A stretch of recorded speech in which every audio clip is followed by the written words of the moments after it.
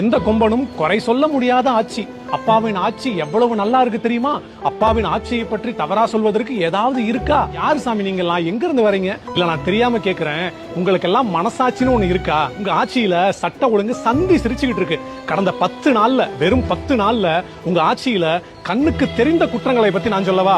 முதல் குற்றம், கோவை விமான நிலையம் பக்கத்துல முதுகலை படிப்பு படிச்ச பெண்ண 3 அயோக்கிய நாய்ங்க சீரழிச்சானுங்க. 2வது, அதே கோவையில ஒரு பொண்ணை கடத்திக்கிட்டு போய் சீரழிச்சானுங்க.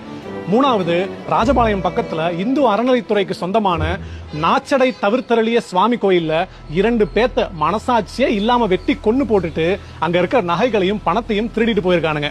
4வது, திருச்சியில பட்ட பகல் 8:15 மணிக்கு காவல் குடியிருப்பு பகுதிக்குள்ளேயே பூந்து ஒரு சின்ன பையனை வெட்டி எரிஞ்சிட்டு போயிருக்கானுங்க.